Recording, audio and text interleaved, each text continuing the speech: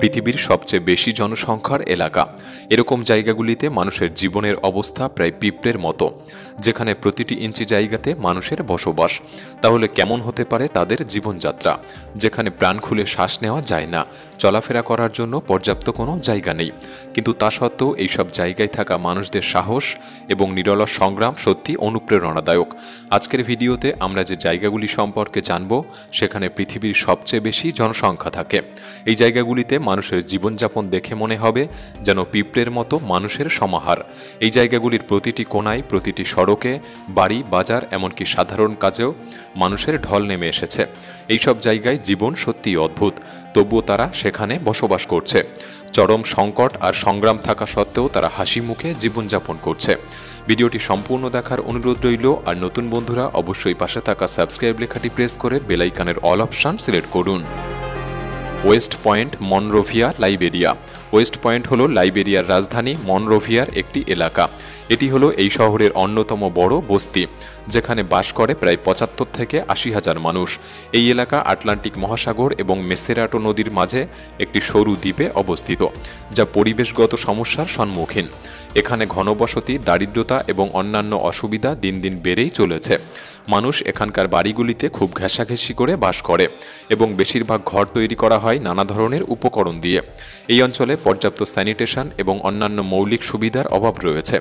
এখানে যদিও সমস্যার শেষ নেই, তবে তারা একজোট হয়ে থাকে এবং স্থানীয় মানুষ অনেক ধরনের ছোটোখাটো ব্যবসা করে, যেমন মাছ ধরে ক্রয় বিক্রয় অথবা বিভিন্ন পণ্য বেচা কেনা। স্থানীয় বাজার আর ছোট ছোট দোকানগুলি সবসময় জমজমাট হয়ে থাকে, যা এখানকার মানুষের উদ্যোগী মনোভাবের পরিচয় দেয়। কিন্তু এরকম ঘনবসতিপূর্ণ এলাকায় স্বাস্থ্য ঝুঁকি বেশি। এখানে কলেরা, ইবোলা রোগের প্রাদুর্ভাব ইতিমধ্যে ঘটে গিয়েছে। এছাড়াও উপকূলীয় এলাকার কারণে বন্যা ও ক্ষয়ক্ষতি হওয়ার আশঙ্কা বেশি। তবে কিছু এনজিও ও সরকারি উদ্যোগ এই এলাকায় স্যানিটেশন, স্বাস্থ্যসেবা এবং শিক্ষার উন্নতির জন্য কাজ করছে। আর সম্প্রদায়ের নিজেদের উদ্যোগেও কিছু উন্নতি হয়েছে। ইমবাবা, কায়রো, মিশর। ইমবাবা কায়রোর উত্তর গিজা অঞ্চলে প্রাচীন পিরামিডের কাছাকাছি একটি এলাকা। এটি মিশরের গিজা জেলার একটি শহর এবং বর্তমানে পৃথিবীর সবচেয়ে ঘনবসতিপূর্ণ শহরের উপবিভাগ হিসাবে রেকর্ড সৃষ্টি করেছে। কায়রো আফ্রিকার অন্যতম বড় শহর হলেও ৩.২ বর্গমাইল এলাকা নিয়ে ইমবাবায় প্রায় ১৫ লক্ষ লোক বসবাস করে, যার মানে প্রতি বর্গমাইলে প্রায় ৪,৬০,০০০ জন। এত লোকের বাস একটি ছোট্ট এলাকায় হওয়ায় এখানে মানুষের মধ্যে নানা ধরনের সামাজিক ও সাংস্কৃতিক মিশ্রণ তৈরি হয়েছে। অনেক পুরনো পরিবার এবং নতুন কিছু মানুষ, যারা ভালো জীবনযাপন ও কাজের সুযোগের সন্ধানে এখানে এসেছে এবং একসাথে বসবাস করছেন। এখানকার অধিকাংশ মানুষ ছোট ব্যবসা, রাস্তায় পণ্য বিক্রি করা এবং বিভিন্ন ধরনের বাণিজ্যে নিয়োজিত। ইমবাবার বাজারগুলি সবসময় ভিড় করে থাকে, যেখানে নানা ধরনের পণ্য, যেমন তাজা শাকসবজি থেকে শুরু করে কাপড় পর্যন্ত বিক্রি হয়। বাজারগুলি কেবল পণ্য বেচা কেনার একটি মাধ্যম নয়, স্থানীয় মানুষের মধ্যে সম্পর্ক জোরদার করার মাধ্যম হিসেবেও কাজ করে। তবে এত লোকের বাস এক জায়গায় থাকার কারণে কিছু অবকাঠামোগত সমস্যাও সৃষ্টি হয়েছে, যেমন সড়ক জ্যাম, বর্জ্য ব্যবস্থাপনা, বাসস্থান এবং পরিবহন সংকট। এখানকার শিক্ষা ব্যবস্থা মিশ্রিত। কিছু সরকারি এবং বেসরকারি বিদ্যালয় থাকলেও সেগুলি নিম্ন মানের এবং শ্রেণীকক্ষে ভিড় বেশি। সরকার শিক্ষা ব্যবস্থার উন্নতির জন্য বিভিন্ন পদক্ষেপ নিচ্ছে। জল সরবরাহ, বিদ্যুৎ এবং স্যানিটেশন সেবা এখানে রয়েছে, তবে এগুলির মান স্থির নয়। ইমবাবার মতো ঘনবসতিপূর্ণ এলাকায় এই সমস্যা মোকাবিলার জন্য সরকার অবকাঠামোর উন্নতি করছে। এমন পরিস্থিতির কারণে মিশরের সরকার নতুন রাজধানীও তৈরি করার পরিকল্পনা নিয়েছে এবং আশা করা হচ্ছে একদিন ইমবাবার মতো স্থানগুলির বাসিন্দাদের জন্য একটি নতুন আশ্রয়স্থল তৈরি হবে। হিলব্রো, জোহান্সবার্গ, দক্ষিণ আফ্রিকা। দক্ষিণ আফ্রিকার জোহান্সবার্গের একটি শহর হিলব্রো, যা দেশের সবচেয়ে ঘনবসতিপূর্ণ এলাকা হিসেবে পরিচিত।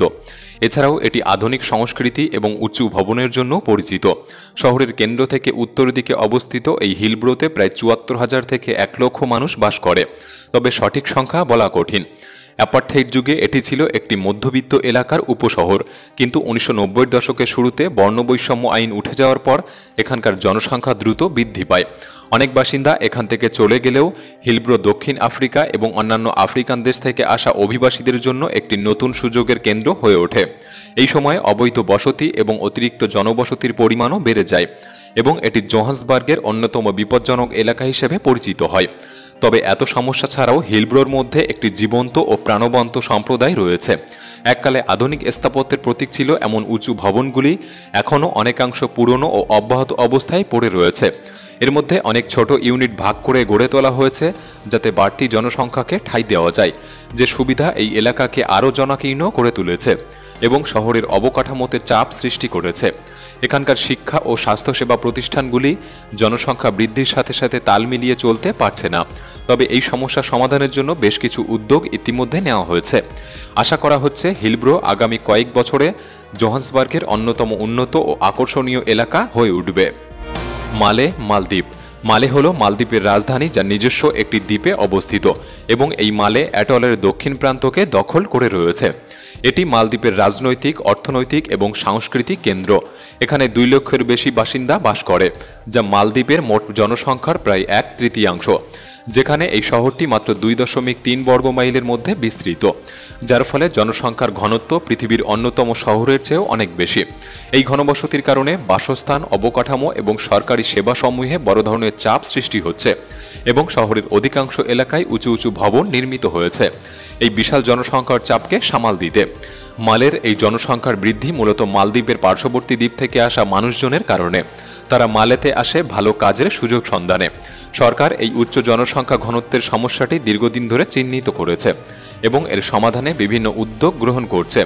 বাসস্থান সম্প্রসারণ এবং সরকারি সেবা উন্নতি করার প্রচেষ্টা ইতিমধ্যে চলছে এবং তারা এমন কিছু বিপ্লবী সমাধানের দিকে নজর দিচ্ছে, যার মধ্যে একটি হচ্ছে হুল হুমালে, একটি কৃত্রিম দ্বীপ যা জনসংখ্যার চাপ কমানোর জন্য নির্মিত হচ্ছে।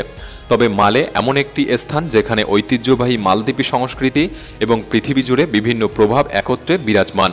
এখানকার ভিন্ন পদের মাছের বাজার এবং ব্যস্ত বন্দর দেশের একটি অসাধারণ সৌন্দর্য।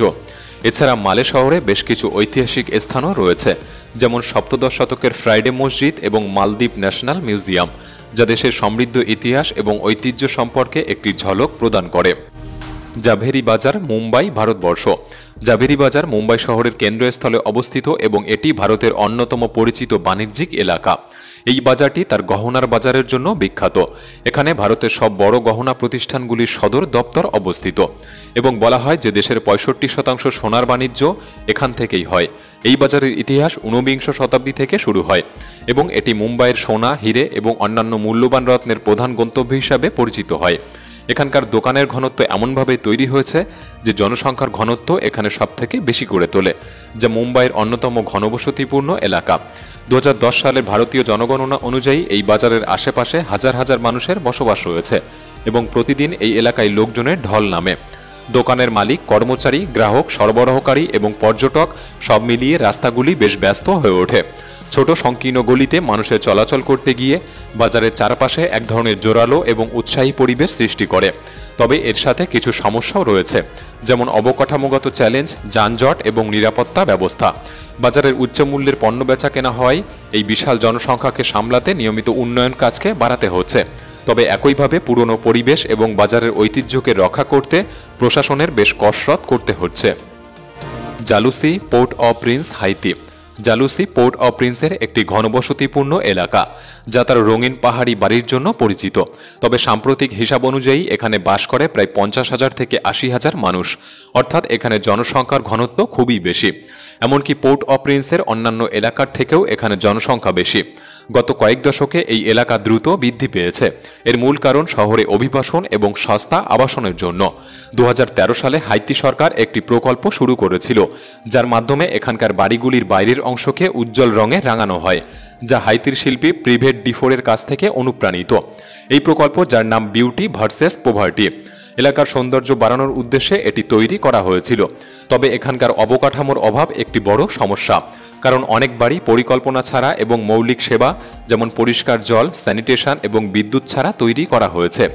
যদিও পোর্ট অব প্রিন্সের কাছাকাছি অবস্থান এখানে কিছু কর্মসংস্থান এবং সেবার সুযোগ এনে দেয়, তবে এখানকার শিক্ষা প্রতিষ্ঠান এবং স্বাস্থ্যসেবা বেশ দুর্বল। স্কুলগুলি প্রায়শই ভর্তি থাকে এবং স্বাস্থ্যসেবা প্রতিষ্ঠানের সংখ্যা খুবই কম। অনেক বাসিন্দা শহরের অন্য অংশে অবস্থিত ক্লিনিক ও হাসপাতালগুলির উপর নির্ভর করে থাকে। দেশের সাম্প্রতিক সমস্যা ও দুর্যোগও এই এলাকায় চাপ সৃষ্টি করে। জালুসি বিশেষভাবে আক্রান্ত হয়েছে এখানে অধিক মানুষের উপস্থিতির কারণে। তবে এখানকার বাসিন্দারা একে অপরকে সহায়তা করে এবং এই সমস্যাগুলির মোকাবিলা করার জন্য এক ধরনের ঐক্য ও দৃঢ়তা গড়ে তুলেছে। তবে যাই হোক এবং যেভাবেই হোক তারা একে অপরের সাথে মিলে জীবনের কঠিন লড়াইতে লড়ে চলেছে। আপনার জীবনও সুন্দর যদি এদের সাথে আপনার নিজের জীবনকে তুলনা করতে পারেন। ভিডিওটি কেমন লাগলো কমেন্টে জানাতে পারেন, ভালো লাগলে একটি লাইক করতে পারেন।